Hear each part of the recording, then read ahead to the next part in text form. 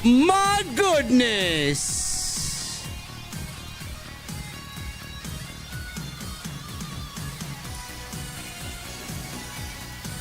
Where are my sunglasses, you ask? Well, I left them in Chicago with Jesse. The same Jesse that got his car towed after House of Glory on Saturday night. Oh, yeah. Oh, yeah. Yeah, they are in his possession until I get him to mail them back to me, man. My OTS aviators.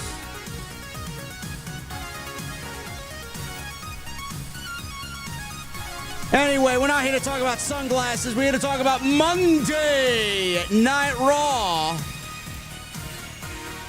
Seth Rollins. I don't know, man. I have a feeling we're getting ready to turn Mr. Rollins heel on Monday night.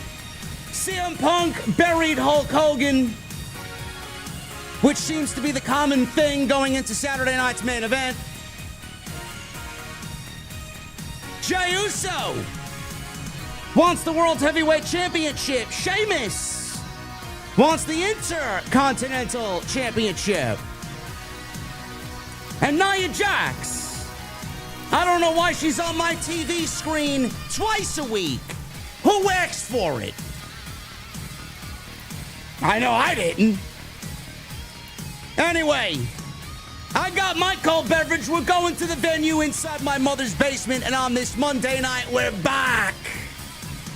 And when I get there, I want to know, what the fuck are you guys drinking? I'll see you over there.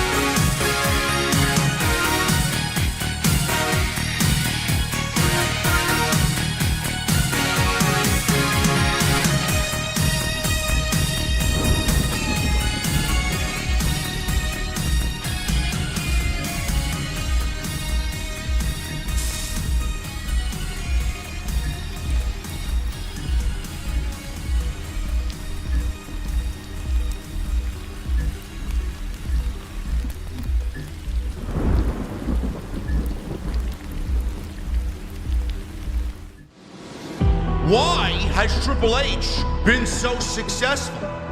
Why is Triple H running WWE better than Vince McMahon and Bruce Pritchard on Monday and Friday night? Long-term booking.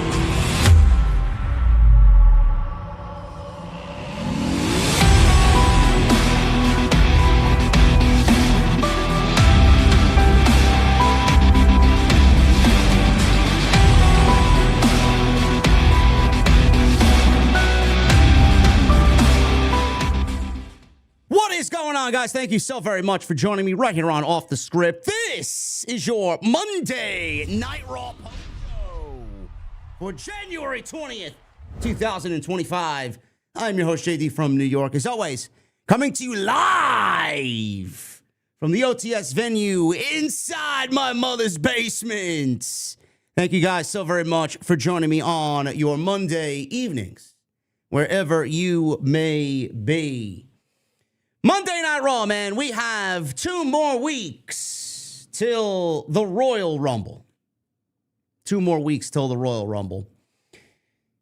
And I got to be honest with you, man, nothing really particularly stood out on tonight's Raw. It was not a bad show by any stretch of the imagination. It just didn't really present itself in a way where they forwarded major storylines. They gave you hints, they gave you clues, they dropped a couple of Easter eggs. All in all, it was a good show. But nothing overwhelmingly over the top, nothing super duper exciting, nothing that was going to knock your socks off. It was just a very safe, fun, loud Monday night from San Antonio, Texas. The biggest thing, the biggest takeaway for me on Monday night was Sami Zayn proclaiming that he will go into the Royal Rumble and he will win the 2025 Royal Rumble. Now, we know Sami Zayn is not going to do that. Sami Zayn is not going to win the Royal Rumble. I am still going with either CM Punk, John Cena, or a very, very, very dark horse in Dwayne The Rock Johnson winning the Royal Rumble. Where were they? Dallas? They're in San Antonio on Saturday. So I got my cities mixed up. Dallas. Who gives a shit? It's all the same place. Dallas, Texas tonight for Monday Night Raw. Sami Zayn will not win the Royal Rumble. Seth Rollins said, that's the Sami. That's the Sami I want to see. That's the Sami I almost want to say I'm rooting for. But Sami Zayn is not going to win the Royal Rumble. Neither is Seth Rollins. Neither is Drew McIntyre. But they had a segment tonight where Sami Zayn proclaimed he is in the Royal Rumble, adding another star-studded name to the fold. And Kevin Owens came out because the transfer window is still in effect, by the way. We're finally getting official moves from Raw to SmackDown and SmackDown to Raw. Sami Zayn in the middle of the ring, interrupted, confronted by Kevin Owens tonight, and they certainly planted one hell of an Easter egg. They definitely are giving you a little glimpse into what Kevin Owens and Sami Zayn could be doing at WrestleMania. Kevin Owens still parading around with the WWE Winged Eagle Championship. He has a contract signing on Saturday night for Saturday night's main event in San Antonio with Cody Rhodes. They will make their ladder match paper official for the Royal Rumble just a week following Saturday night's main event. Monday night will be in Atlanta. Cody Rhodes has already been announced for Atlanta, Georgia, next Monday night. But Kevin Owens used his manipulative tactics. He used his manipulation to kind of make Sami Zayn uneasy tonight. Those manipulation tactics really left people excited about what both men could be doing going into WrestleMania. He didn't come out there to beat up Sami Zayn like he beat up everybody else that teamed with Roman Reigns, because Sami Zayn is his best friend. And he knows, because Sami Zayn is his best friend, that he is going to have Sami Zayn's back in winning the Royal Rumble.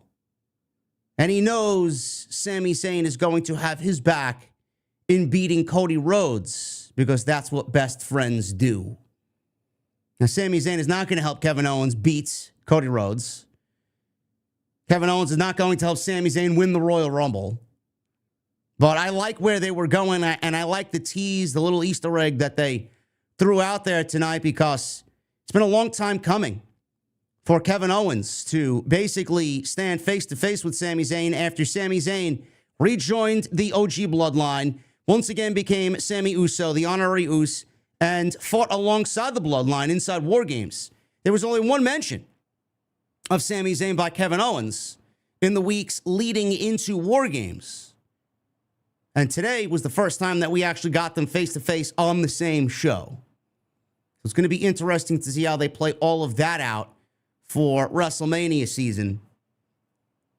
I know a lot of people want to see Cody Rhodes lose the WWE Championship. I would not be upset if WWE gave Kevin Owens the WWE Championship, let's be real.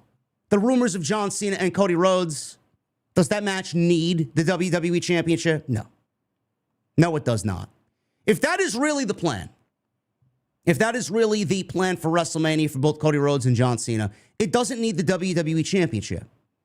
Again, another little interesting detour from what everybody thinks the plans are. Is there a chance Cody Rhodes could lose the WWE Championship to Kevin Owens at the Royal Rumble? Sure, there's a chance for the fucking world to end tomorrow. I mean, there is a chance. Do I see WWE doing it? No. No, I don't see them doing it. But I'm also thinking ahead, and I'm also thinking about all different ways, all different directions. If WWE wanted to give us Cody Rhodes versus John Cena without the WWE title being on the line, I would be more accepting of that match happening at WrestleMania.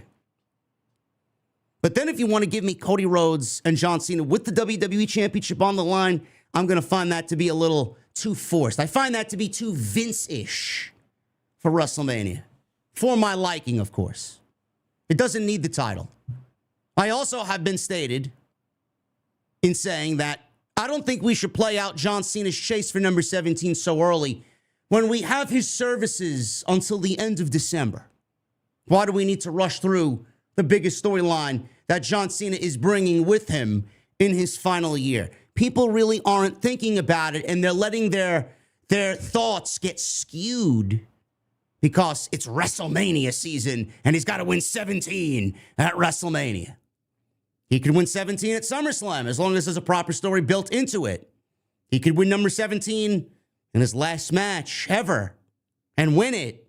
Or maybe not, because John Cena is not the type of guy that is going to go out there and lobby for himself to win anything or wrestle with anyone. It doesn't need the WWE Championship. Now, if you give me Kevin Owens and Sami Zayn with the WWE title on the line, that opens up a different feeling for WrestleMania. I would love to see that.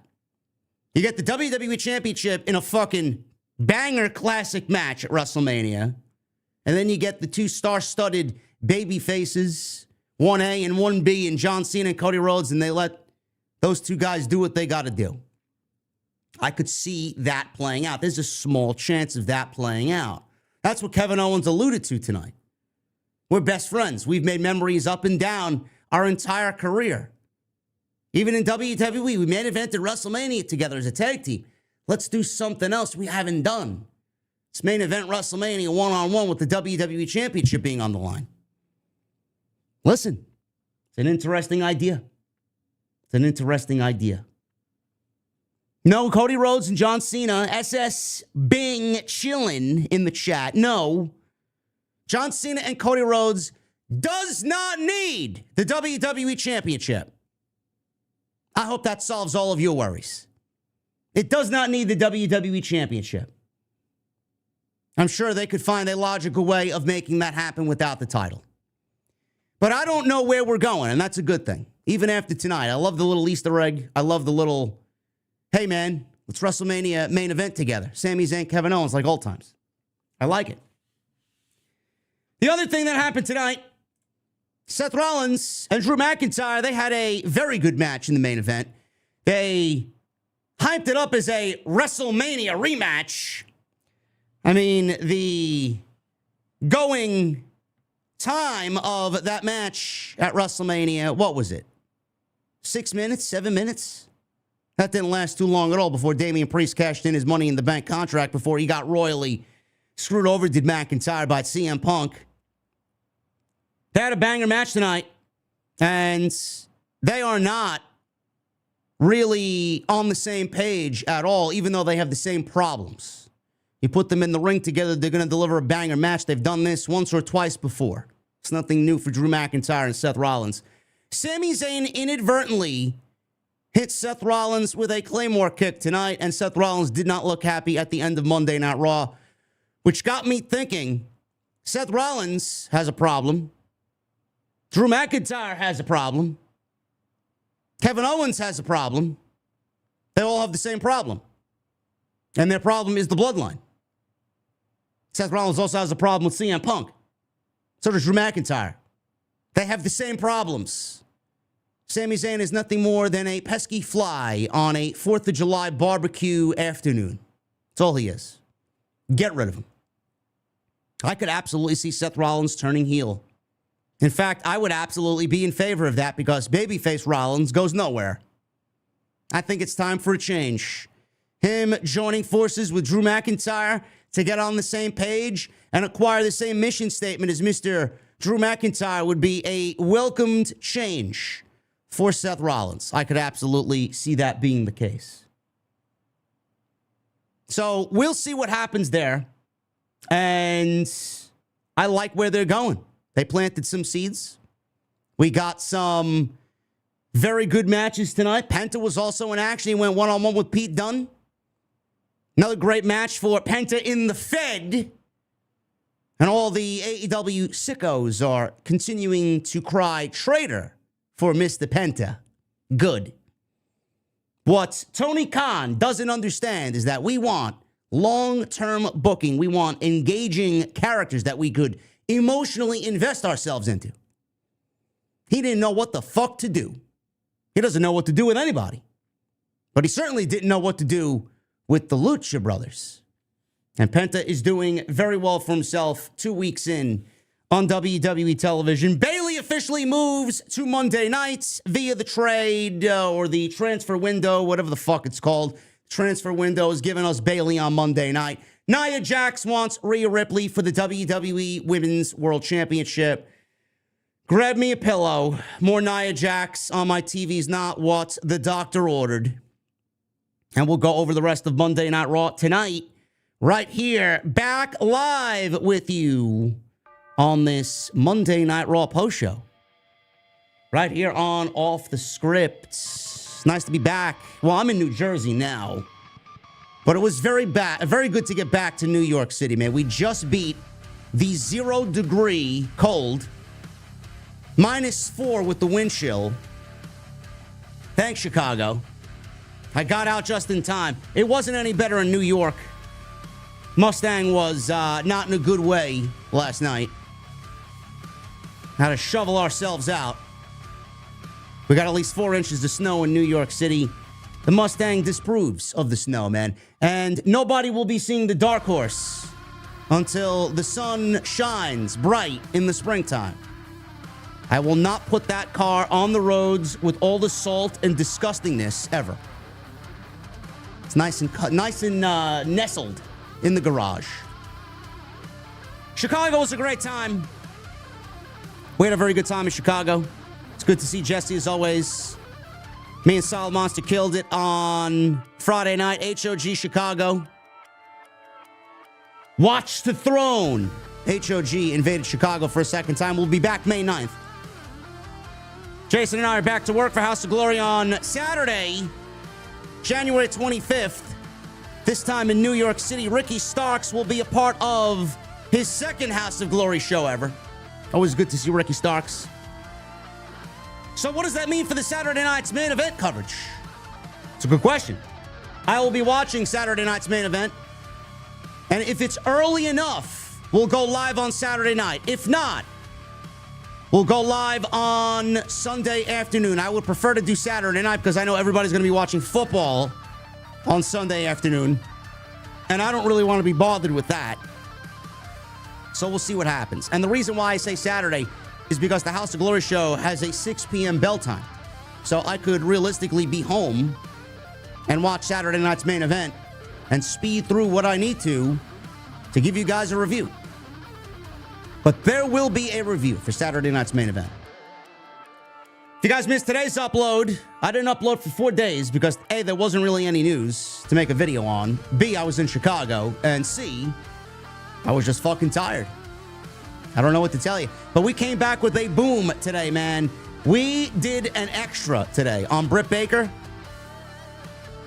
Britt Baker may be finished with not WWE, but she may be finished with AEW. She may be on her way to WWE sooner rather than later. Finished with AEW as Tony Khan is role-playing as Mr. Freeze from Batman. And he's now iced another victim. So we went over why. We went over all the situation there with Britt Baker. The video did 20,000 views in just 2 hours. Gee, man, I guess you guys really did miss me, huh? Go check it out. It's live on the homepage. Salamonster and I will be live tomorrow night with Tuesday Night Titans. We have procured, Jason and I both have, one can each of Hulk Hogan's Real American Beer. We will be doing a live taste test on Tuesday Night Titans tomorrow. We will be giving you guys our honest, genuine opinions of this obviously, I know already, obviously terrible product. Follow me on social media at JD from NY206, Twitter, Instagram, TikTok, and Cameo. Hit that subscribe button down below. Turn on the bell for all notifications. Go and check out everything else on the channel. Like I said, it's all on the homepage. And tonight's show is sponsored by Hims. Yes, new sponsor tonight. We'll talk about my friends over at Hims just a little bit later on in this very post-show review live here on YouTube for the Monday Night Raw post on Off the Script. Jey Uso. Start with Jey Uso. He starts Monday Night Raw off yeeting. I still don't know how, after all of this time, Michael Cole is still not in rhythm with the theme music for Jey Uso. I don't get it. I don't know. Michael Cole cannot yeet. He cannot eat it all. Jey Uso entered to a huge reaction. He yeeted all over the place. Michael Cole was dancing like a fucking idiot, almost tripping over himself. Gunther, before Jey Uso could say anything, Gunther cut off Jey Uso and his promo. Gunther calls him a funny little man for thinking he would win the world title. Gunther was looking forward to facing him until today. Until he saw Jey Uso acting like their conversation hadn't happened last week. Acting like a complete dork, he said, and a company mascot.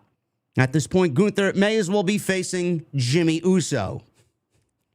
You gotta love Gunther, man. He's just so sarcastically just like a prick. It's just beautiful television when he speaks so down to people. I love it. Jey warned him not to talk about his brother. Gunther asked, or what? Because Jey never followed up with his words. Jey claimed he bet on himself, but he wouldn't be doing that if Roman Reigns, Sami Zayn, or Cody Rhodes came calling for help. Jey was just a useful idiot. Jey's words and actions didn't align, but Gunther's did. Gunther would expose Jey Uso at Saturday night's main event. Jey said Gunther is right again. Jey was the mascot, but the fans are his team because they ride with him and they would be with him when he beat Gunther for the World Heavyweight Championship.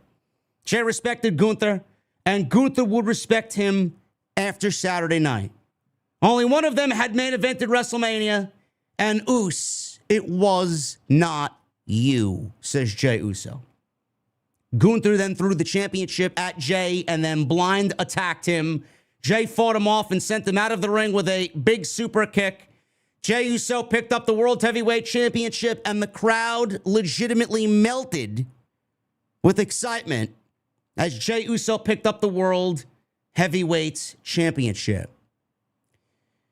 Now, I know Jason and I, Salamonster and I, talked about this on Tuesday Night Titans last week.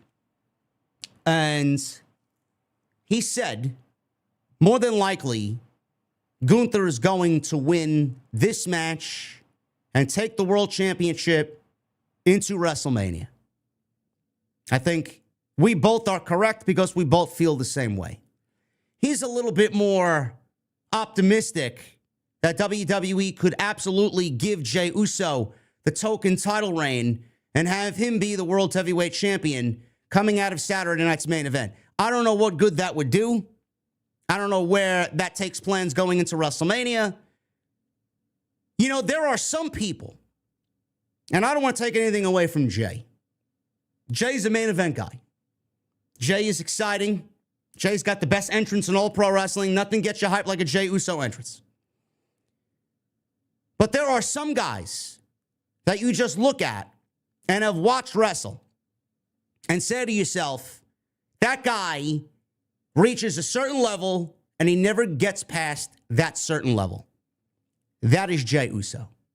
A WWE championship, a World Heavyweight Championship. And again, I have to say this. I take nothing away from Jey Uso. I love Jey Uso. But I do not see Jey Uso as a World Heavyweight Champion. I don't see it. I don't see him beating Gunther. I don't see Jey Uso carrying the World Heavyweight Championship, Monday Night Raw's biggest prize, going into WrestleMania. I just don't see it. I think Jey Uso is best served in the Royal Rumble. And I think he's best served helping Sami and playing into those stories. Sami, Jimmy, Roman, the Bloodline's going to be in the Rumble. Jacob Fatu will probably be in the Rumble. Solo will probably be in the Rumble. I think all those stories that need some extra, I think he fits into that better than he does winning the World Championship to defend against God knows who if he wins the championship at WrestleMania. That's just the way that I see it all playing out. I think Gunther wins, and I think Drew McIntyre gets pissed off enough with all of the Bloodline that he causes Jey Uso to lose the match on Saturday night. If you guys remember on the debut on Netflix, Jey Uso beat Drew McIntyre, so some payback should be in the cards for Jey Uso, courtesy of Drew McIntyre on Saturday night. So that's the way I'm going with it. I just don't see it playing out the way fans are hoping for with Jey Uso winning the World Heavyweight Championship. The New Day, they ran into JBL backstage. Thank God his usage tonight was kept to a minimum. Kofi Kingston was glad JBL was doing commentary for his match, and he slid $2. Two singular dollar bills into his coat jacket to butter him up on commentary. Kingston and Xavier Woods assumed he would be on the same page as them because he also cut dead weight of his own tag team partner and went on to have the most success of his career, ... just not as much as they have. JBL gave them a backhanded compliment. He understood why they cut ties with Big E because all the fans loved Big E way more than they loved them. And he figured they wanted the fans to pay more attention to them. New Day didn't appreciate this comment, so they left and headed to the ring. Great. JBL, he's out doing commentary for Kofi Kingston and Rey Mysterio to open Monday Night Raw. Before we get to that match, Kathy Kelly interviewed Bayley. She announced she is now officially back on Raw and declared herself for the 2025 Women's Royal Rumble. You know who else is going to be in the Women's Royal Rumble? She wrestled last night at TNA Genesis against Tessa Blanchard, a match I'm hearing very good things about, a match I will have to go back and rewatch because everybody has requested I do. A woman by the name of Jordynne Grace. She's going to be in the Women's Royal Rumble, and she's going to be a major factor in the women's division on WWE television. So much so, she even took out TNA Knockout out of her social media profiles. It's happening, folks. February 1st, Jordynne Grace officially is full-time in WWE. She announced she's officially back on Raw and in the Royal Rumble.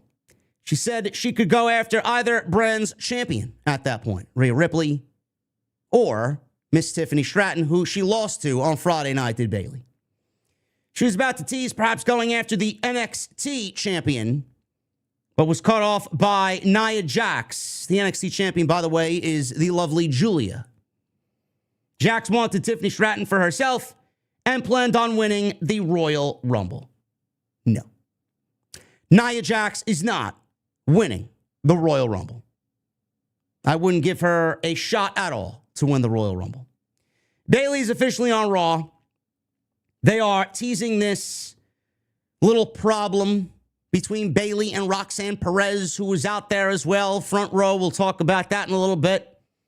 They've teased some happenings on NXT.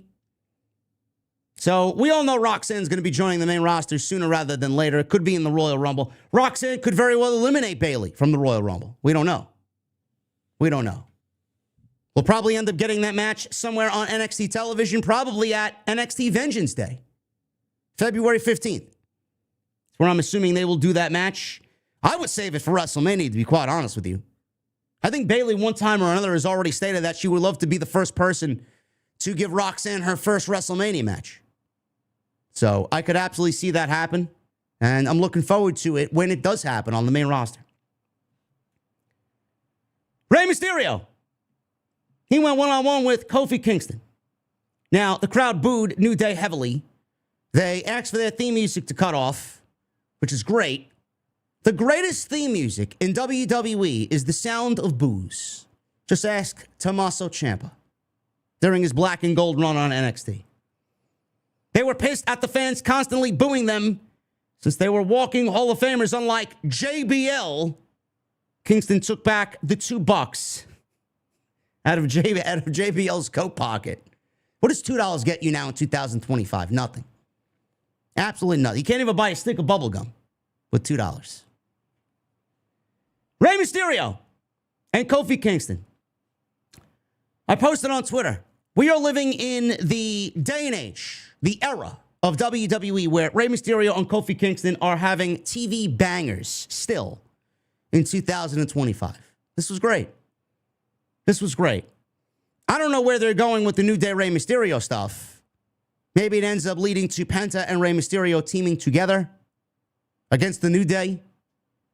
Penta would have to go out and find another Rey to team with, being that his brother Rey, Phoenix, is currently iced by Mr. Freeze over in AEW over there.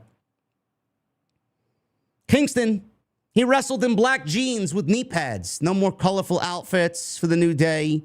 I like the all black look. When you go all black in ring attire, you can easily tell that you're a heel. Love it.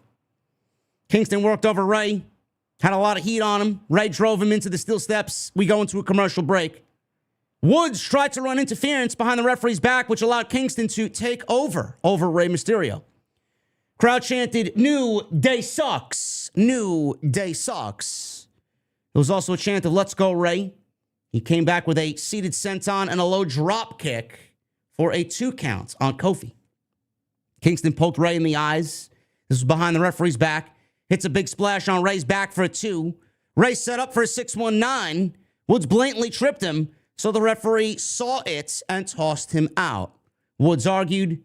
Rey knocked him off the apron. Rey hits a 619. Kingston got the knees up on the big splash. Kingston went for an SOS, but Rey reversed it into a cradle for a sudden flash. 1, 2, 3, and Rey Mysterio beats Kofi Kingston. Good on him. I thought this was great. Heat was there. Crowd was into it. You got to admire the heat the New Day are getting just by default. That makes a match so much more enjoyable when you know you can do literally anything and get the crowd to fucking vehemently boo you. So kudos to the New Day, man. I'm loving what they're doing. This is also the first time that we've actually seen them wrestle in quite some time, in several weeks. I'd like to see this a little bit more often. Not every week, but I'd like to see them do their thing and forward their story, whatever it may be, going into WrestleMania. Does the story include Big E? I don't know. Does the story include JBL? I don't know. He was just randomly back to run into them into the locker room and then sit on commentary for their match. He didn't really offer anything as far as storyline progression. I don't know. I have no idea where they're going with it. Rey Mysterio, he was then beat up by Woods after the match, and it was a 2-on-1 attack from Kingston and Woods until the LWO ran out for the save. New Day bailed. LWO checked on Rey. New Day ran to the back through the crowd.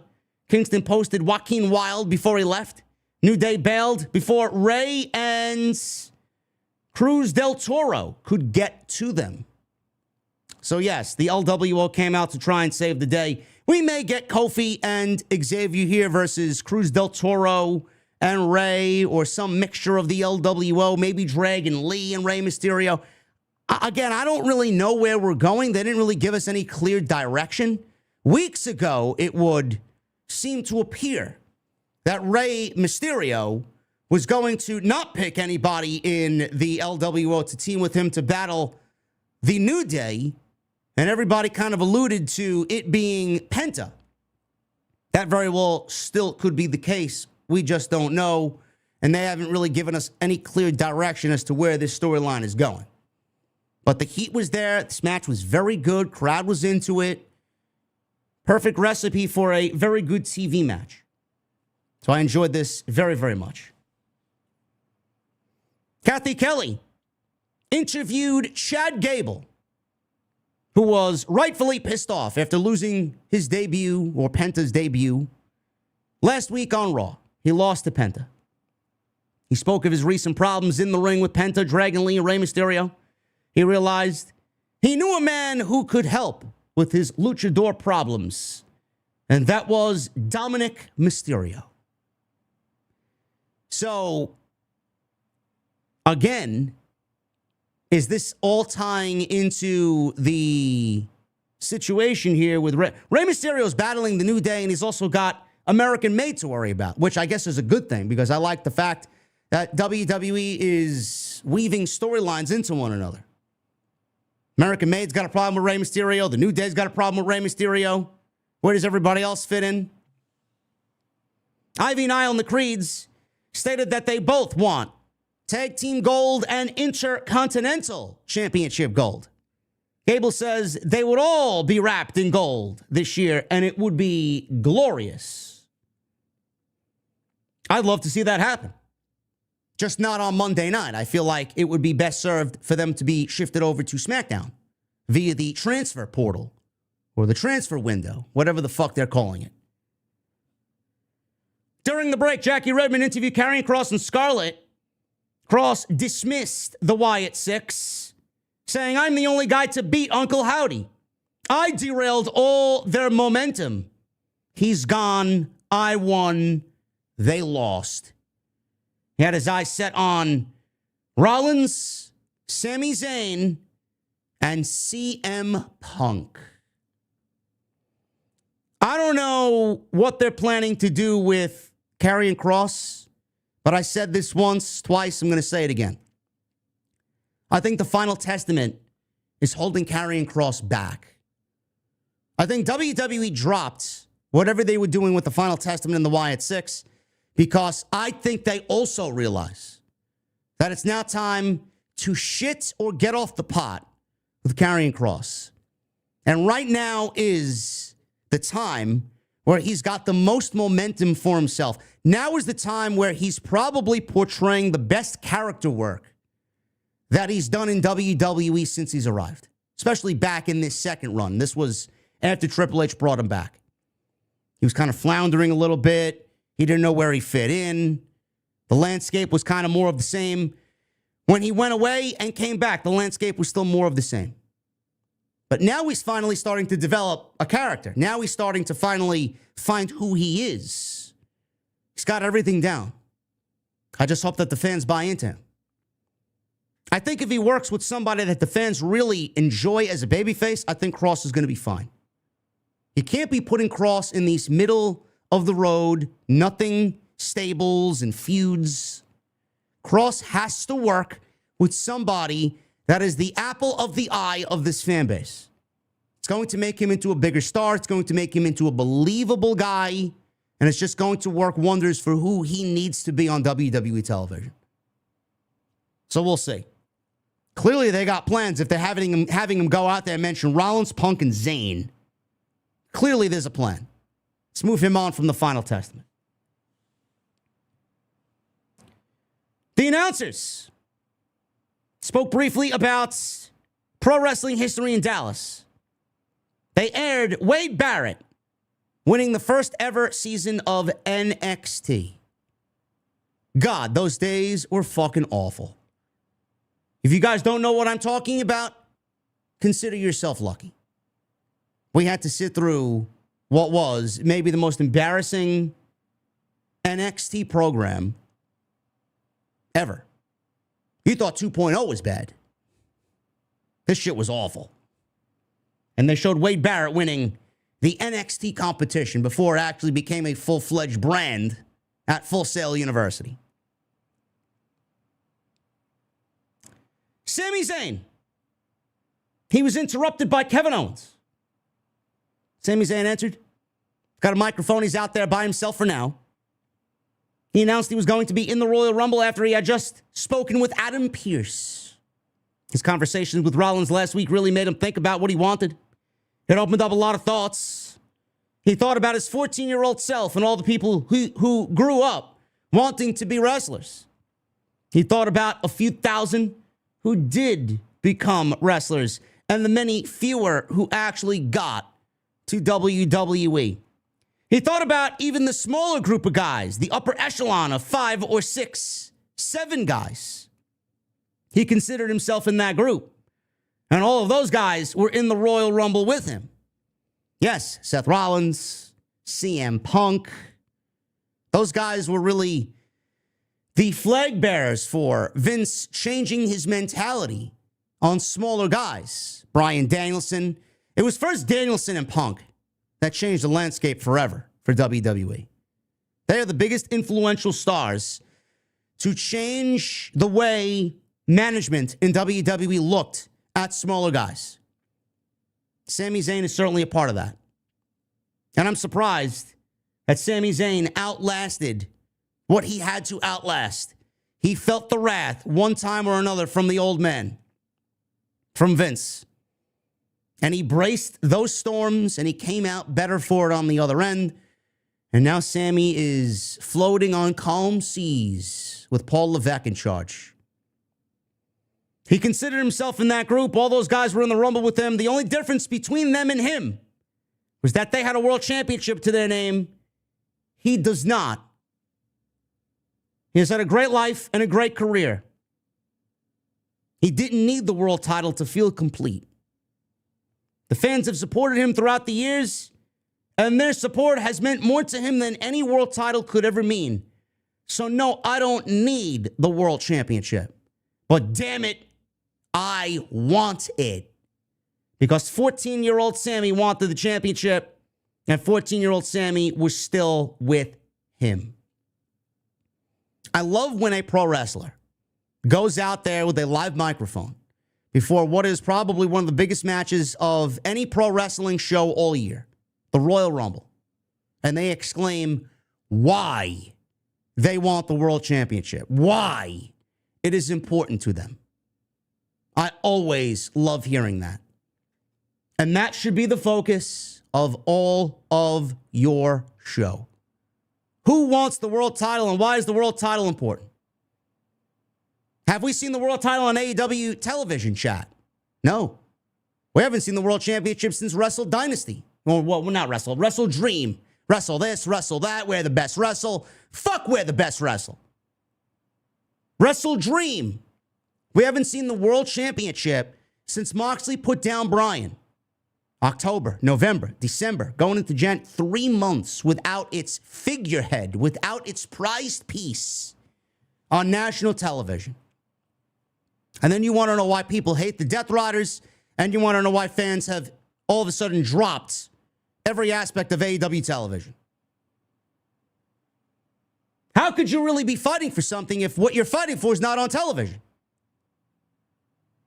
Nobody's believable over there. Nobody's believable. The only believable thing in AEW is how petty Tony Khan really is and how delusional he fucking is. Kevin Owens. He interrupted. He wore a zip-up Bret Hart jacket.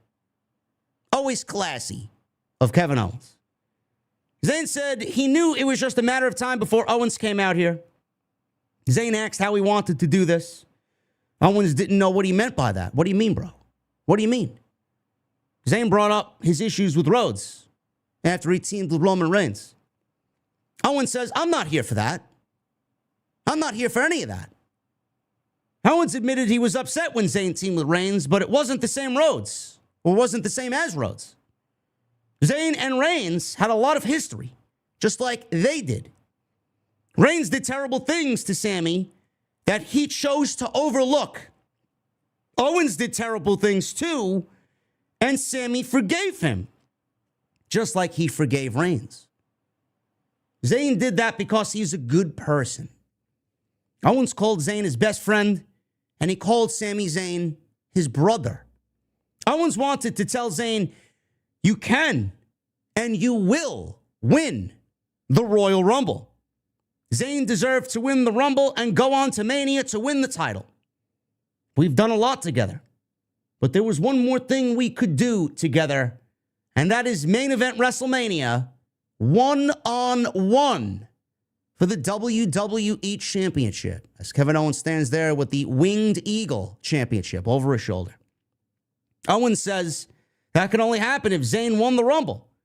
And if Owens walked out as champion, Owens knew that would happen because he had Zayn's back, and Zayn would have his back.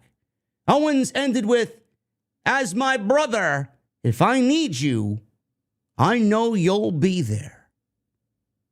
Really now?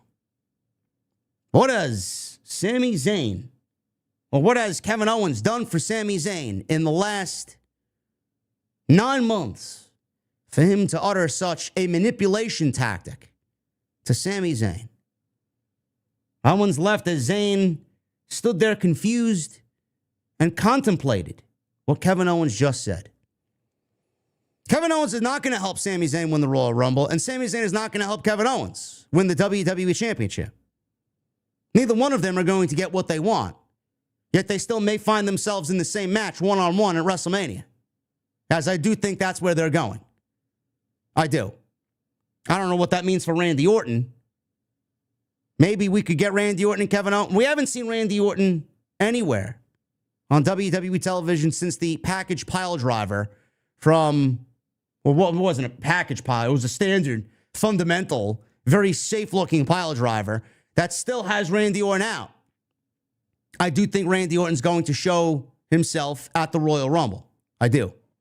I don't think Sami Zayn is going to be able to help Kevin Owens as long as Randy Orton is slithering his way out to stop Kevin Owens from winning the WWE title. I don't know what that means for Kevin Owens and Randy Orton. Maybe we get that.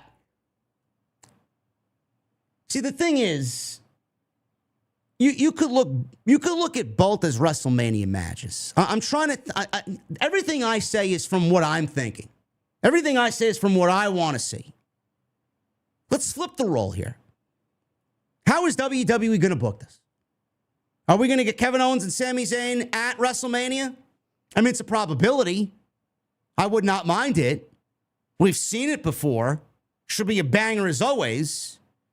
Or are we more in line with seeing Kevin Owens and Sami Zayn in Toronto at the Sky Dome, Rogers Center, for Elimination Chamber? I could see that being the case as well. I do think Sami's going to end. I think he's going to end up on Friday night via this transfer window. Maybe we get that match in Toronto, in Canada, and then we get Kevin Owens and Randy Orton at WrestleMania. Where does that leave Sami Zayn at WrestleMania? I don't know. I really have no clue. Maybe he battles alongside Jey and Jimmy. I don't know. It's still unbelievable how we're going into the Royal Rumble. It's almost February 1st, and we still don't have any solid idea where we're going as far as the WrestleMania card. It's unbelievable. It's actually quite refreshing. This was a great segment. Anytime these two guys are on TV individually, it's a great segment.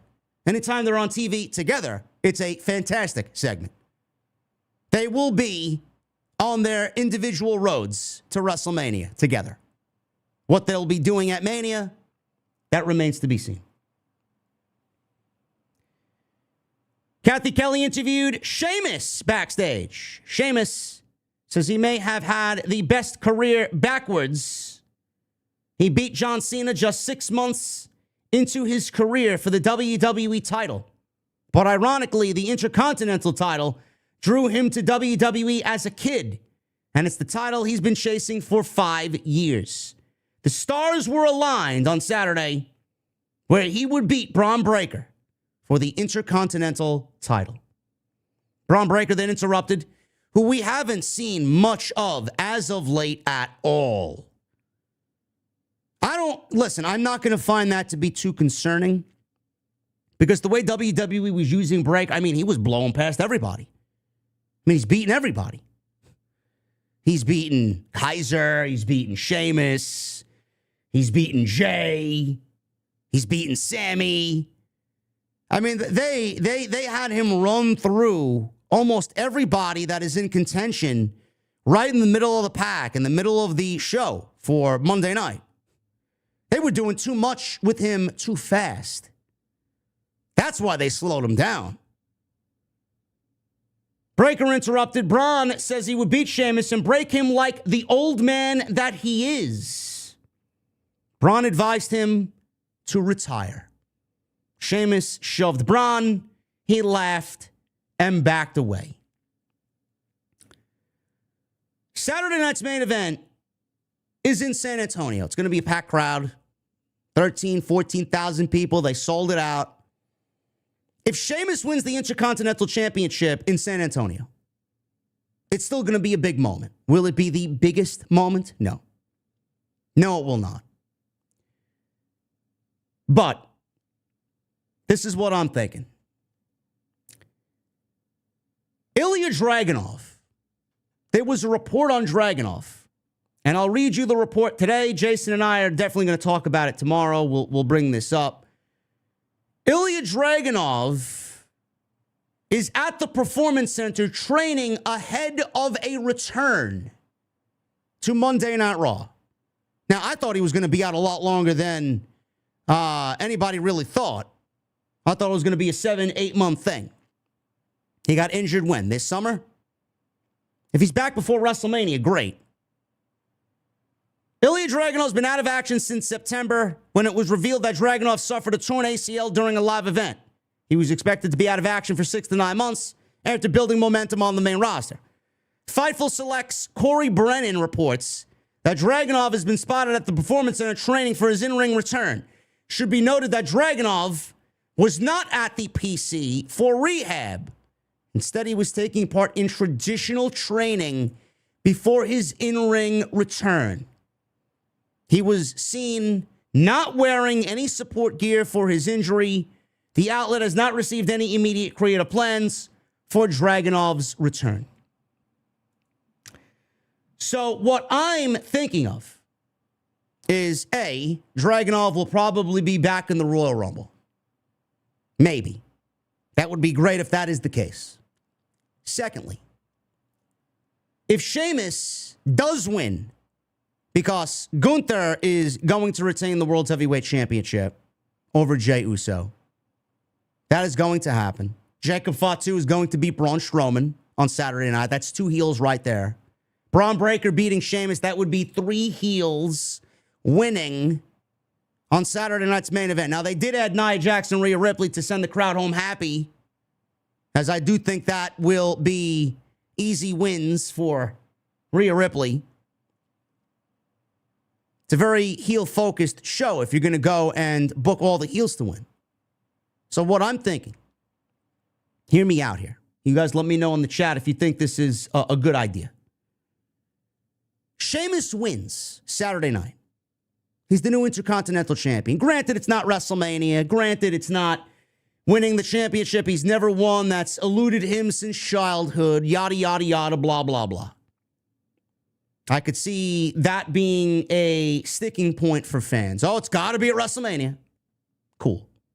No, it doesn't. Would I prefer to see it? Sure. Do I want to see this program, this feud play out for all of February, all of March, and most of April to get Braun Breaker versus Sheamus at WrestleMania? The answer is no. No, I don't. I need some new, refreshing feuds, and I need excitement. I need different. How many times can you continue to run the same program because it's got to end at X event? Sheamus wins.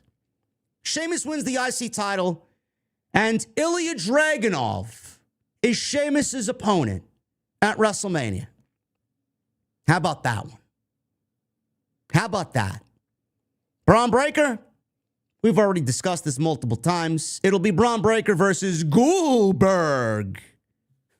Goldberg at WrestleMania. That's what I'm going with. So that would clear up Braun Breaker to lose the championship to Sheamus. Then show up 2 days later in Atlanta on Monday Night Raw, where Breaker played football, and Bill Goldberg supposedly will also be on that show. Let's do it. Let's do it. I like it. If they're already reporting that Ilia Dragunov is without protective gear, no braces, no pads, nothing, and he's in the ring training already, he's probably setting himself up for a Royal Rumble return. Good for him. That's going to be a big get for Monday Night Raw when he gets back from injury. Nia Jax. She went one-on-one with Bayley. I don't know who asked for 2 Nia Jax appearances Monday and Friday in your Pro Wrestling Week, but here we are. Roxanne Perez. She was watching front row. Perez tried to slap Bayley, but Bayley blocked it, slapped Roxanne instead. Perez was about to jump the barricade. Random security guards grabbed her and held her up in the air. This guy held her up with one arm. She's so tiny. It's a good thing. She was carried away, and she was removed from the front row. Bayley was laughing. Nia Jax attacked her from behind, and they go into a commercial break. We come back from the break. Nia Jax missed a leg drop on the apron. My hole! My hole! Nia Jax did not scream. And Bayley hit a sunset flip powerbomb into the post, which looked very weak. Very weak. Bayley followed up with a version of her own Annihilator. I would rather get hit with Bayley's Annihilator than Nia's Annihilator. I think everybody probably feels the same way. So she did a version of Nia Jax's finish, and then an elbow drop off the middle rope for 2. Nia Jax came back with a shoulder breaker. Jax drove her shoulder first into the ring post and squashed her into the post. Bayley blocked an Annihilator attempt, hitting a running knee strike for 2. Nia Jax went up for the Annihilator again, but Bayley brought her down with a powerbomb for a 2 count. Bayley followed right away with a flying elbow drop off the top rope, which I thought was it. I thought this was the end of the match. Nia kicked out. Nia Jax followed with a pop-up Samoan drop. Senton dragged her over to the corner, and a very sloppy Annihilator for the 1, 2, 3. Now, what I did not mention is that Nia Jax attacked Rhea Ripley during the pre-show credits. They usually show all the talent arriving in the arena with their luggage. Rhea Ripley was shown arriving into the arena, and she was attacked by Nia Jax. Adam Pearce and some officials came over. She's like, get away from me, get away from me. Nia Jax sneak attacked Rhea Ripley. So after the pinfall on Bayley, Rhea Ripley ran out to attack Nia Jax, and the brawl was quickly separated by security. So they broke through security guards a couple of times, which led to Rhea Ripley knocking everyone down with a cannonball off the announce table. Rhea Ripley then took the microphone and screamed, "You, me, Saturday night's main event." So we're getting a rematch from last year's Elimination Chamber in Perth, Australia. Rhea Ripley and Nia Jax, which should be fun. I got to give credit where credit is due, and I guarantee you won't see this clip floating around on social media because nobody can admit that they actually like what I do, and nobody can admit that I'm actually correct 100% of the time. Well, not really 100%, but 9 out of 10 times for sure. I got to give Nia her flowers. This was probably the best one-on-one match that we've seen with Bayley since their feud started early last summer in 2024. I thought this was very good television. Crowd was into it. It wasn't the most pristine match that we've ever watched. There's always a sloppy part here or a sloppy part there in a Nia Jax match. You just can't help it. You just can't help it. But I thought both ladies worked really good here. I did. Crowd was into it.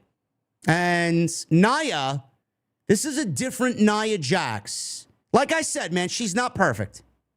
She has her fucking stinkers. Let me tell you, when Nia Jax delivers a stinker, man, does it suck. When she's in there with someone she doesn't work good with or doesn't want to work with, it sucks. So Bayley is an accomplished pro. Bayley is great. So it's nice to see her have a good match with Bayley. She's had some bangers with Naomi. She's great with Bianca. And what she did with Rhea Ripley back in February last year, that was also very good. It was good. It wasn't great. But this is a different Nia. This is Nia now 12 months removed from that. Are we going to get a different Nia against Rhea Ripley? I think so.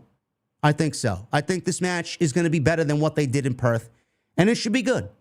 And it fits the bill for Saturday night's main event because you're not going to put Rhea Ripley on the Royal Rumble to defend the Women's World Championship. You're not going to put a Braun Breaker on the Royal Rumble to defend the Intercontinental Championship when we're all there for one reason and one reason only, and that is the Royal Rumble. It's going to be very interesting to see how they flesh out the rest of the undercard for the Royal Rumble. There's going to be at least 4 or 5 complete matches, 3 singles and then the 2 Rumbles. This was good. Chad Gable eagerly asked Dominic for help with his lucha problems in the Judgment Day. He went to the clubhouse. They didn't seem to want him there. I mean, who would? Even Dom initially resisted this request from Chad Gable. However, Dom handed him a piece of paper containing the name of someone who could help. Gable was excited, and he dismissed the rest of the Judgment Day as he left to learn the dark arts of lucha libre. They weren't sure why Dom would help him, but Dom says it wasn't the worst thing for Gable to owe them one. JD McDonough was worried because they were getting a tag team title rematch next week, but Finn Balor was out. Dominic offered to take Balor's place, and McDonough accepted. Uh-oh. That doesn't sound like Balor's going to take too kindly to that request.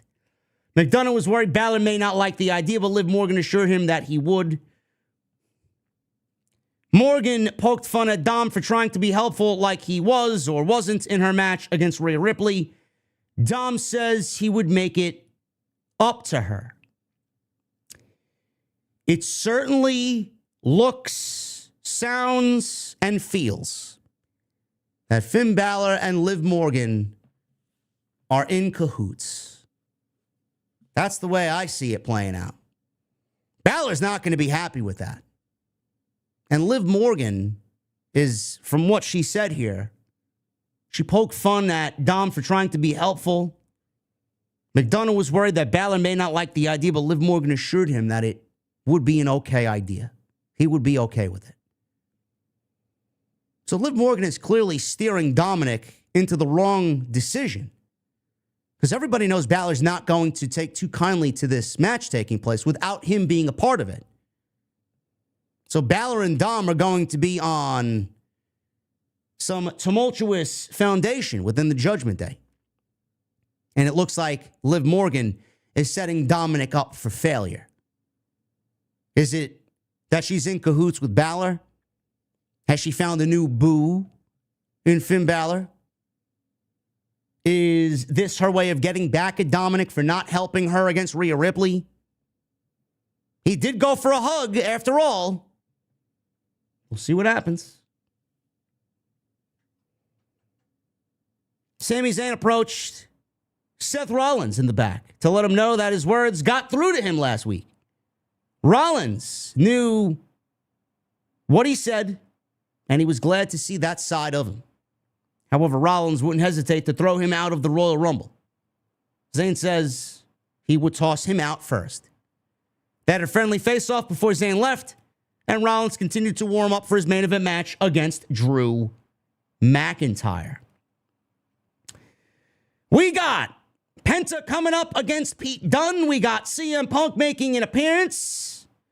We got a match with the Pure Fusion Insomnia. Give me a pillow, I'm going to sleep. Collective. Garbage Collective. against Damage Control. And then we got Seth Rollins versus Drew McIntyre in the main event of Monday Night Raw. Guys, tonight's show is sponsored by my great friends over at Hims. What is Hims? Here's a little ad break from my sponsor tonight, Hims. Men value many different things about their appearance. But if you're a guy who really cares about your hair and you're finding that it's slowly going away, you might be feeling discouraged when you look in the mirror. That's where Hims comes in. Check out their personalized hair loss solutions, and you can start seeing your hair grow back in as little as 3 to 6 months. Hims provides you with a convenient and quality access to a range of hair loss treatments that work all from the comforts of your own couch. Hims makes treating hair loss simple with doctor-trusted opinions and clinically proven ingredients like finasteride and minoxidil that can regrow your hair in as little as 3 to 6 months. Choose from personalized chewable, oral, spray, and serum treatments to find what works best for you. And the process is very simple and 100% online, so there are no uncomfortable doctor visits. Answer a few questions and a medical provider will determine if treatment is right for you. If prescribed, your treatment is sent directly to you for free. No insurance is needed, and one low price covers everything from treatments to ongoing care. Hims has hundreds of thousands of trusted subscribers, and they can help you get your confidence back too with visibly thicker and fuller hair. Start your free online visit today at hims.com/script. Once again, that's hims.com/script for your personalized hair loss treatment options. Results may vary based on studies of topical oral, minoxidil, and finasteride. Prescription products require an online consultation with a healthcare provider who will determine if a prescription is appropriate. Restrictions do apply. See website for full details and important safety information. Shout out to my sponsor tonight for Off the Script here for the Monday Night Raw post, Hims. Make sure you guys also hit that thumbs up. I see 662 likes on the live stream chat right now. I'd love to see that up near 1,000, man. It helps us out in the algorithm. Make sure you guys leave a comment down below as well. Always helps us out in the algorithm when you guys take part in hitting the thumbs up and leave a comment. And super chats are indeed open. Let's try and end the month of January as we have 10 more days to go in the month of January before we get to the Royal Rumble. Super chats are open. The best way to support what we do right here on Off the Script. Penta. He went one-on-one with Pete Dunn. Now, was this better than the match with Chad Gable last week? The answer is no. The answer is no. Did Penta have a great week in week number 2? Absolutely. Crowd loves him. The Zero Miedo is getting more over. He's trying to do the glove thing. They're not really doing it just yet. And everybody is really enjoying him. I said it on social media. Penta is quickly, after 2 weeks, becoming one of the best things about Monday Night Raw. His presentation, his energy, his charisma, his crowd interaction. It's great. It's great. I'm very, very happy for him. Very happy for him. And I just love it, man. When AEW, I genuinely hope it changes where I don't feel this way. But AEW has done so much wrong in the last 3, 4, 5 months that everything that they do bad is now magnified 10 times worse than it really is. And they deserve every ounce of criticism that they get for the decisions that they make, for Tony Khan being the fucking reincarnate of Mr. Freeze from Batman. That's what he is. He's Mr. Freeze. He's freezing everybody's contract. Took Penta's brother Ray Phoenix merchandise off shopaew.com because he's not allowed to make any extra money because Penta's doing his thing in WWE. The pettiness is unbelievable from AEW. What is Tony's loss is now Triple H's gain. Good.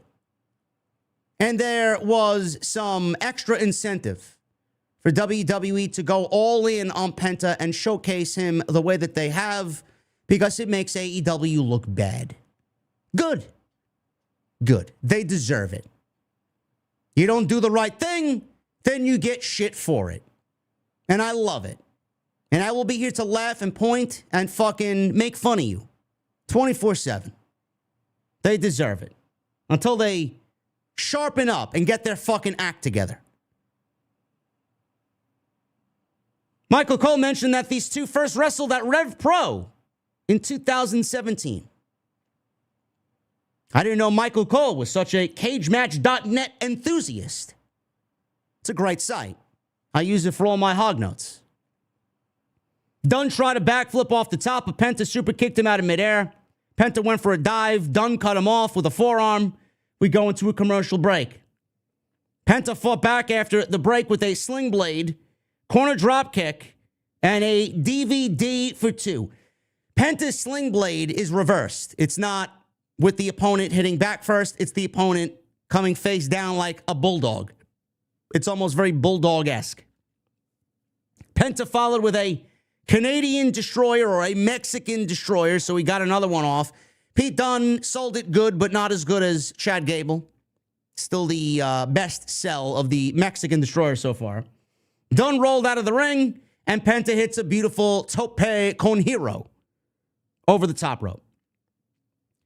Back in the ring, Dunne blocked another destroyer or a Mexican destroyer attempt. He went for a second one, which was crazy. That's now reaching AEW levels. We should only see one of them.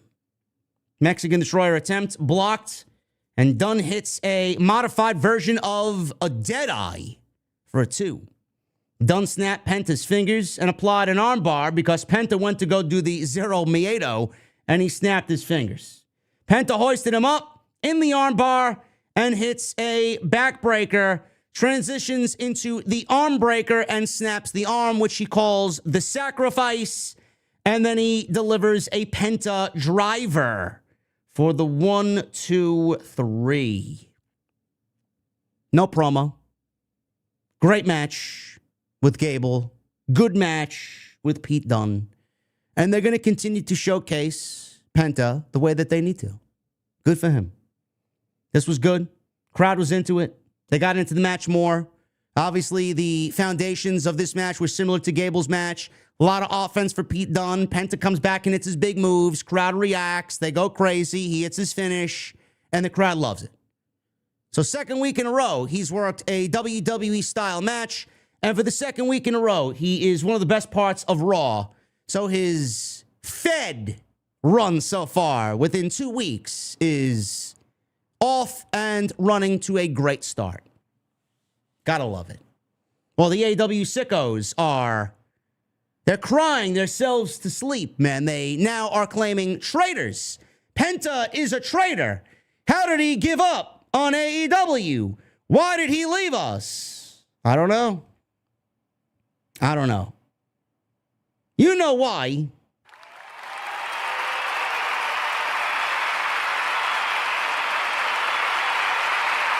Oh, my goodness. Oh, my goodness. We got a $100 super chat tonight by my guy, Pool S. Hi, JD. I started watching you in October. I'm based in the UK, so mostly miss your live streams. Managed to get on today as going to work early. Shout out to all of the OTS crew. Your TK Child voice is so hilarious. P.S. Mine's a JD and Coke. Well, brother, if I'm in the United Kingdom, man, we're drinking some Jack Daniels and Coke. Gentleman Jack and Coke. It's my favorite Jack Daniels. Thank you, brother. Appreciate it. Thank you for showing up on this very early Tuesday morning for me. Very early Monday or Tuesday morning for you. Have a good day at work, and thank you for joining on the podcast at 5 a.m. UK time, brother. Appreciate you. Penta was excellent tonight. Very happy for Penta, and I'm very excited to see he will be in the Rumble. Very excited to see what he does in the Rumble. Very excited to see what he does going into Mania, how they integrate him into Mania plans. It's going to be a fun time, man. It's going to be a fun time. Logan Paul is arriving next week on Monday Night Raw. Finally. He will be on Monday Night Raw and not in the crowd, sitting with all the other billionaires for one big 3-hour infomercial. That was the debut of Netflix on Monday night. CM Punk CM Punk did not cut a promo in the middle of the ring. He cut a promo with his people, with Jackie Redmond, his favorite interviewer. He basically took Jey Uso's entrance and made it his own without the yeeting. He entered from the concourse through a sea of fans. Security was surrounding him because people, and wrestling fans in particular, are just fucking bizarre people. He joined Jackie Redmond in the stands for an interview. She asked Punk about the Rumble, a match he's never won. And this year, the field is stacked. Now, 1992 is the most stacked Royal Rumble of all time. 2025 is cutting it dangerously close to outdoing the 1992 Royal Rumble as far as star power. Nothing will top the actual match. The 1992 Royal Rumble is the greatest Royal Rumble of all time. Never will it be toppled. Punk called himself the maker of history. He made history by main eventing the first Raw on Netflix, where he beat Seth Rollins. He would make history at the Rumble by defeating 29 other superstars, and nobody was better than him when the people were behind him. And they chanted, CM Punk, CM Punk. Punk ran down the names Jackie Redmond listed. He dismissed the idea of John Cena. He can't see John Cena eliminating him in the Royal Rumble. Roman Reigns. He mentioned Roman Reigns needing him to handle family business at War Games. He's going to be eliminating Roman Reigns, as it's every man for himself. Drew McIntyre. I already put this clown in the ground at Bad Blood inside Hell in a Cell. He didn't want to hear about Sami Zayn because Sami Zayn's not on his level. You could put Hulk Hogan in the Royal Rumble and Punk would throw his dusty ass out of the ring and Hulkamania would be dead. That's what he said.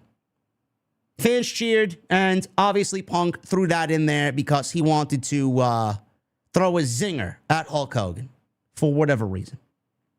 Nobody likes the Hulkster. Can't wait to see Jason drink a real American beer and become a real American on Tuesday Night Titans tomorrow. Punk says he would settle a score and he would call in a favor or two if he needed to. Only one man would get his hand raised, and that was, and say it with me, folks, it's 3 syllables, CM Punk.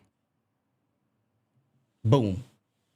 Punk is definitely one of the odds-on favorites to win the Royal Rumble. Punk will definitely be a part of the Final Four. Absolutely. I would be floored, shocked, if Punk wasn't a part of the Final Four.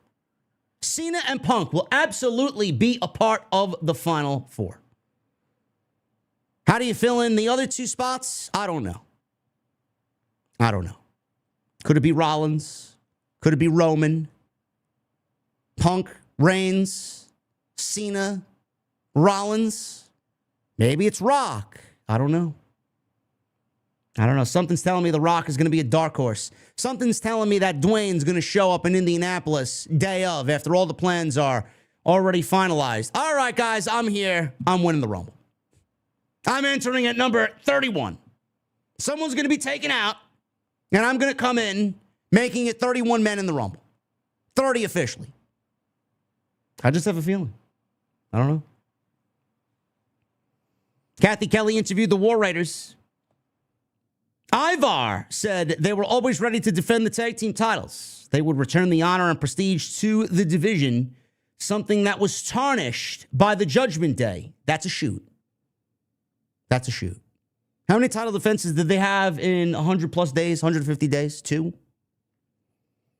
Though the War Raiders really haven't done much with the title since winning them, so I would be careful what you start saying to interviewers live on television. They haven't really done much of anything with those tag team titles since they won them. Eric says they weren't overlooking any teams, but no one was taking their titles. It's funny how Triple H is portraying the War Raiders and how Vince McMahon portrayed the Viking Raiders. They come out wearing these goofy fucking Viking outfits and horns and whatever else he did to them. The Viking Raiders experience, whatever the fuck. It sounds like a fucking Disney ride that you got to pay $90 to go on. The War Raiders, man, they actually look and sound like normal human beings. They're no longer Vikings or silly Vikings anymore. I like it. This is what they were in NXT. Great. I don't know why we moved away from that. Io Sky and Dakota Kai. Tag team match here with Zoe Stark and Shayna Baszler of the Pure Fusion Insomnia Garbage. I can't wait to fall asleep to their match collective. Early in the match, Zoe took out Kai, blasted her with a springboard dropkick. Referee went to go check on Kai. Match continued. Io, who is the fan favorite, I wouldn't say she's the odds-on favorite, the fan favorite to win the Royal Rumble. She made a hot tag. Fans chanted, Io, Io. Sky took out Baszler with a German suplex and a suicide dive. Io then hits Stark with a missile dropkick of her own. And a running double knee strike for two, the Meteora. Somewhere Mercedes Moné is very jealous. Sonya Deville tried to distract Io, so Kai wiped her out. Io was distracted instead by Baszler taking Kai out. Stark knocked Sky off the top rope and superplexed her down for two. Baszler hits a running knee, but Kai broke up the cover. Dakota hit Zoe with a punt kick. Baszler knocked Kai off the apron. Baszler put Sky in a Kirifuda clutch.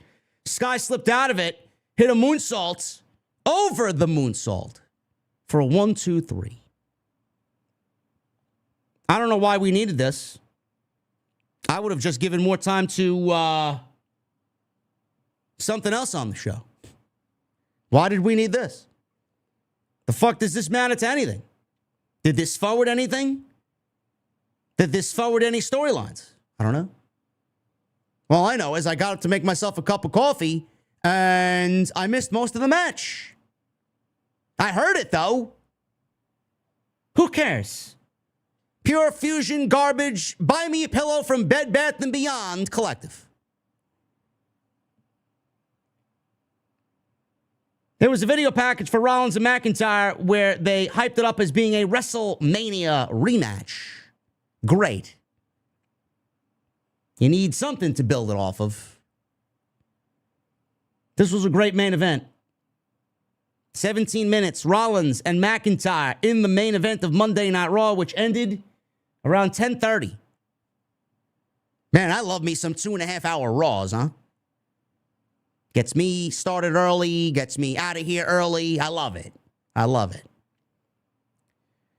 This was a great main event. They work very well together. This is not the first time that they've had a banger match. I mean, the last time they had a banger match was in Saudi. I believe it was at Crown Jewel or Super Showdown on one of those fucking shows. I don't know what it was called, but it was a great match. It was a great match. Rollins hits a suicide dive, and McIntyre caught his second attempt and suplexed him over the announce desk. After a break, McIntyre tried to reverse Alabama Slam, but Rollins countered into a victory roll for a 2 count. Rollins followed with some jabs, some chops, drove McIntyre shoulder first into the ring post 3 different times. Rollins followed with a flying knee, running boot for 2, followed by a springboard senton for another 2 count. McIntyre went to the top, but Rollins brought him down with a superplex. Rollins tried to transition into the Falcon Arrow, but McIntyre hit the Falcon Arrow instead. Rollins ducked the Claymore. McIntyre hits the spine buster. He goes for recovery, gets a 2 count. Rollins hits a Falcon Arrow for another 2 counts of his own. They go back and forth with counters. Rollins applied a crossface. McIntyre got a rope break off the submission. Rollins got in McIntyre's face, yelling at him. Referee pulled him away. McIntyre poked Rollins in the eye. McIntyre followed with a Future Shock DDT. He fucking leveled him with a near fall, almost a 3 count. McIntyre hits consecutive clotheslines and seemed to think that he had the match won. He thought Rollins was finished. He took his time pacing around the ring. Rollins called him with a jackknife cover and got a flash sudden win. 1, 2, 3. And McIntyre once again on the losing end of things on Monday Night Raw. What the fuck are we doing? Is Drew McIntyre being set up to win the Royal Rumble? I don't know. If he ain't set up to win the Royal Rumble, he's gonna have the biggest elimination in the Rumble. It's Drew McIntyre. They got to give him something. They got to give him something. McIntyre was so pissed. He attacked Rollins after the match, nailed a Claymore kick on Rollins. McIntyre placed Rollins' head against the ring post and was about to absolutely finish him off with a Claymore, but Sami Zayn ran out to make the save. Zayn checked on Rollins. McIntyre headbutts Sami. McIntyre taunted Rollins in the corner. Zayn went for the haluva kick, but McIntyre moved out of the way just in time, and Zayn gave Rollins the haluva kick instead. McIntyre was laughing over the fact that Sami inadvertently hit Rollins. Zayn had to explain himself to Seth Rollins, who looked pissed as the show went off the air at 10:36 Eastern. I could get used to that. Triple H has said publicly the sweet spot for Monday Night Raw is 2.5 hours. Loving the Netflix era, bro. Loving it. Had a good match. I thought this was great. We'll see being planted for Rollins potentially getting angry at Sami Zayn. Something's going to happen in the Rumble with them, no doubt about it. Maybe we get Rollins turning heel eventually on the road to WrestleMania. His character on television could absolutely use a change. Absolutely. I think a heel turn would do him wonders. Aligning himself with McIntyre, I think that would be great. McIntyre, he takes another L. He lost to Jey Uso a couple of weeks ago on the debut. I don't know what they're doing with him. Just constantly loses. He's either going to have a major elimination in the Rumble. I could see him showing up on Saturday night, this Saturday night, against Gunther and Jey Uso. I could see him interjecting himself in the Jey Uso situation. Taking Jey Uso out. Costing Jey Uso the championship against Gunther. I thought this was a good Raw. I thought what they did was solid. It was entertaining. Like I said, nothing completely blow away. They teased upcoming situations that don't particularly have anything to do with Saturday night's main event or the Royal Rumble. They're getting their pieces together. It was one of those shows where they're just putting the pieces together slowly but surely. Saturday night's main event, Royal Rumble. Everything's going to pop off in the Rumble. That Monday night after the Rumble is where things are going to just fucking get taken to a different level. That's what they're waiting for. I don't know why. I understand why. But we were given that Monday night on Netflix. The debut was the official road to WrestleMania. I guess you could think that way if you want. I mean, the Royal Rumble typically, traditionally, is the official kickoff to the road to WrestleMania. So that's what they're doing. That's what they're doing. Good show. Nothing overwhelming. Nothing, oh my God, I got to go out and watch Monday Night Raw. You didn't really miss anything if you did not watch tonight. But a solid show nonetheless. Thank you guys very much for all your support. If you guys did enjoy today's stream, I would really appreciate you hit that thumbs up. Make sure you guys go and check out my sponsor for tonight's show, Hims. Hims.com/script. Make sure you guys hit them up. Follow me on social media at JD from NY206, Twitter, Instagram, TikTok, and Cameo. Hit that subscribe button down below. Turn on the bell for all notifications. Hit that thumbs up. Try for 1,000 likes tonight on the podcast. If you guys have made it this far, leave me a comment down below. Let me know what you thought of Monday Night Raw. Let me know if you think Sheamus is going to win the Intercontinental title. Let me know if you think Drew McIntyre is going to interfere in the Jey Uso Gunther match on Saturday night's main event. Let me know if you think Tony Khan is Mr. Freeze from Batman. I like that nickname, Mr. Freeze. Go check out today's video where apparently he is now icing Britt Baker. Go check that out. How do we sound tonight, chat? How do we sound tonight? Good? I'm not in the office. I'm in my secondary office, which is always kind of uncomfortable to work with because it's a different setup here. How did I sound tonight? Good? Hopefully. I always sound good. Tomorrow night, Salamonster and I will be live for Tuesday Night Titans. It's going to be a great show. You guys have killed it the last several weeks, man. 50,000 views over the last several weeks. Each week. It's great. We got a lot to talk about tomorrow. And we're going to be doing a taste test, a live taste test of the Real American Beer. from Hulk Hogan. Oh, yeah. Let's get to your super chats. Michael Krause with a $2 super chat. What's up, JD? OTS. How was your trip? And the show? Yeah. Chicago was fun. Chicago was fun. Found myself a nice little toy shop. Found myself a record store. Found myself a coffee shop. Mindy's. A couple of good burger joints. Good cocktail bars. Listen, man, I could get used to where I stay in Chicago. I'll be back May 9th. User 279 with 6 months. I got my purple mic. Oh, yeah. That's what I like to see, user. That's what I like to see, brother.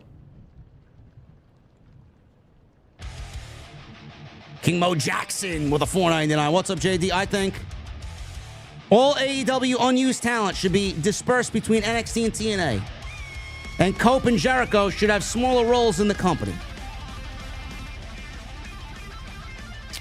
Jericho should. Cope? I don't mind Cope on television.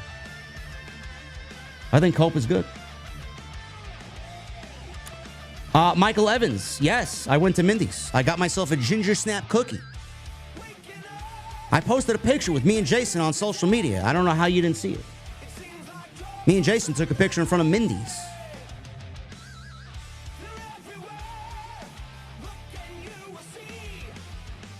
Michelle Moran with a $2 super chat. I would love to see Sami win the Royal Rumble, but he won't. No, he's not winning. Sami Zayn is not winning the Royal Rumble. King Mo Jackson with a $1.99. Suicide dive, the most overrated move in wrestling. The more you do something, the less impressive it becomes. It's just like, all right, another one, another dive, another destroyer, another Meteora. Johnny Boy Vaccaro with 1 month. Thank you, brother. Penta and Pete Dunne was a great second match for Penta. It was. It was. Michelle with a 2. Kross was eyeing Sami and Seth. Who is he targeting? I don't know. I don't know. David Thiering with a $20 super chat. Hey, JD, just wanted to say thumbs up on the Honk Show this past weekend. I like the tag team title match and Santana vs. Starks matches. And I'm still amazed by what Amazing Red can do. Looking forward to more Hog events in 2025. Thank you, brother. Thank you very much, man. Jason and I will be back on the 25th doing commentary Saturday night. Live on Triller TV Plus. Chris Leon with a 31 months. Raw at 2.5 hours is good enough, indeed. Best in the World Matt with 4 months. TNA Genesis was an awesome show yesterday. Looking forward to seeing where this partnership with WWE goes in the future for sure. I don't know where the partnership goes. I think we'll just get random pop-ups. I don't think there's a real vision for an invasion of sorts. There may be a Worlds Collide or a Forbidden Door-like show in the future. I won't be surprised if WWE ends up buying TNA. But listen, TNA is obviously benefiting from this. They have 2 shows this year. One on Long Island at the UBS Arena and one in LA. WWE's help is going to help fill those stadiums and help TNA fill those places. That's what they're going to do. They have a live Impact, live TNA on Thursday. WWE is now tweeting out about Genesis and Impact and TNA. And the show, the brand, is going to have more fans now knowing what they are, what they do, get more eyes on the talent. It's certainly beneficial in the short term for TNA, but at the end of it all, WWE is going to take all their talent anyway. Where are they going?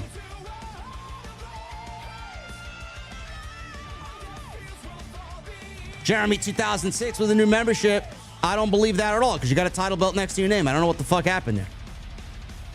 Cake with 37 months. Triple H has failed. Drew McIntyre's mission was to murder the bloodline. But he's been packed up by Jey Uso, Seth Rollins, clean. I would not be too hasty there, brother. I would not be too hasty there. Let it play out. McIntyre is fine. I've already predicted McIntyre is going to win this year's King of the Ring. Don't worry.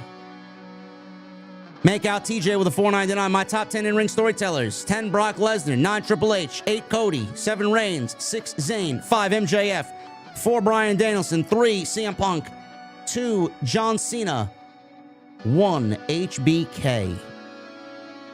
Who would you add change? JD chat.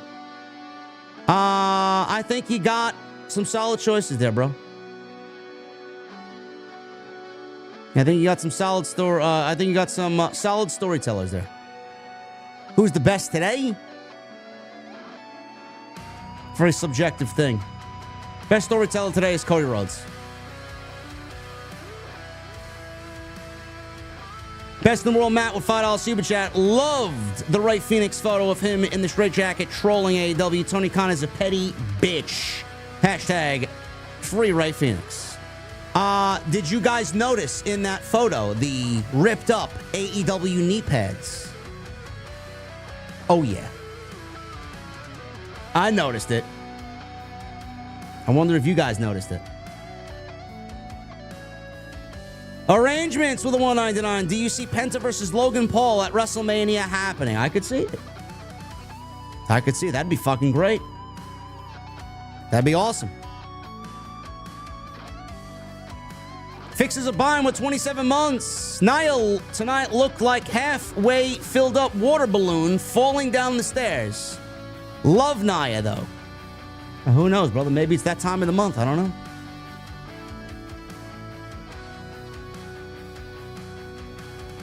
Soundwave 80s with a $20 super chat. Have you heard of a pop star named Taco? He sings Putting on the Ritz, and it's really a cool 80s song. Go check it out. It would be so cool and soothing to your ears. I would call it the Taco Special, LOL. Soundwaves, that sounds nothing like what I would listen to. Thank you for the recommendation, though, man. I'm always looking for new recommendations. Bill Voss with a 10. Hey, JD, the funny thing is, right now, the YouTube channel, Wrestling Bios, is doing the whole Monday Night Wars and just made it to 2,000 WCW, just like how AEW has become that now. Yep, AEW's pretty fucking bad, bro. Whatever you want to compare it to, whatever you want to call it, I call it fucking bad.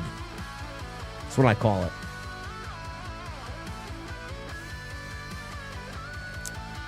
Sue with 19 months.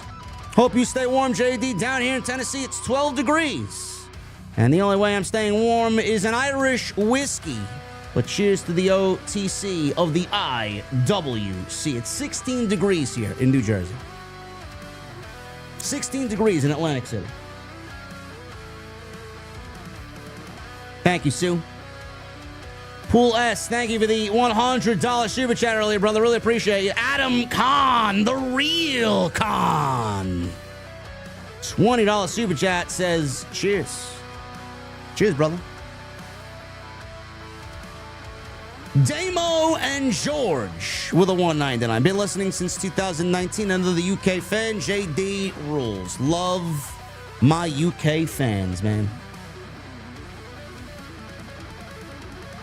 Doug Niswanger with a new membership. And then he leaves a $4.99. Doug, thank you, brother. I got to check out this Wrestling Bios. Maybe I'll fall asleep to them tonight. Justin Toner with a $10 super chat. Hey, JD, definitely check out Grace vs. Tessa from Genesis last night. It was awesome. So was Santana and Josh Alexander. I quit match. You're right about Santana. Good Raw tonight. Keep up the good work. Santana is absolutely fucking great.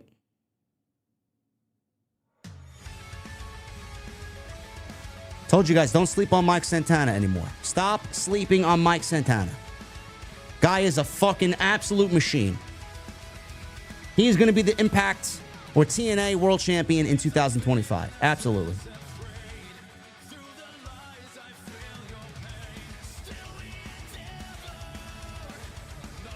I got to check out Tessa versus Grace. Yes. Heard some great things about it. Boss Top Rich with a 199. Jordan versus Chelsea at Mania. Maybe. Chelsea's got to bring her A game, though.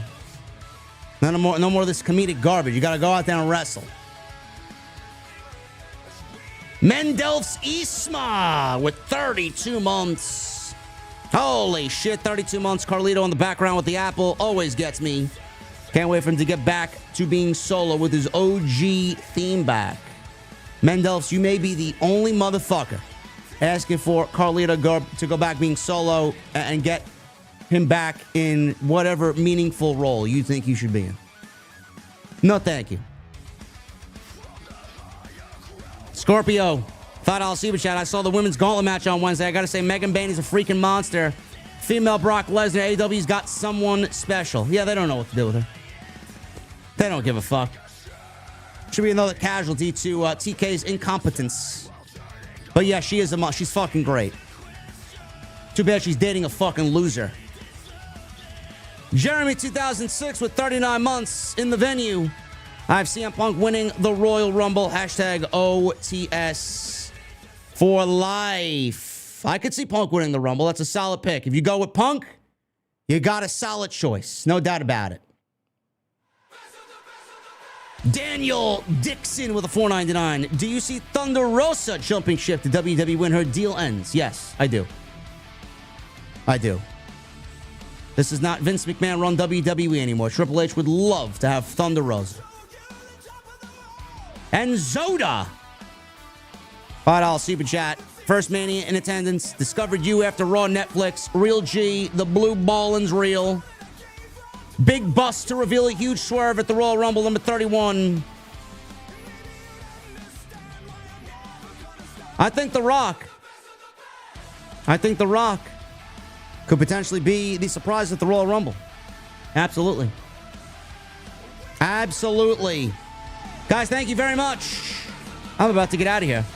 Appreciate you guys very much for stopping by. We had a great stream tonight as always. We always are the best fucking stream right here in the entire community, man. Always. You know me. You know what we do here, bro. Follow me on social media at JD from NY206, Twitter, Instagram, TikTok, and Cameo. Hit that subscribe button down below. Turn on the bell for notifications. Make sure you guys check out my sponsor, Hims. Hims.com/scripts. Make sure you guys go check out today's upload with Britt Baker on the homepage. Tuesday Night Titans tomorrow. Jason and I live on Off the Script. Hit that thumbs up. Leave me a comment down below. Thank you for the super chat love. And please follow me on all social media at JD from NY206. Twitter, Instagram, TikTok, and Cameo. Until tomorrow, guys, I'll see you right back here live with Tuesday Night Titans with the one and only, the Solid Monster. I'll see you guys later.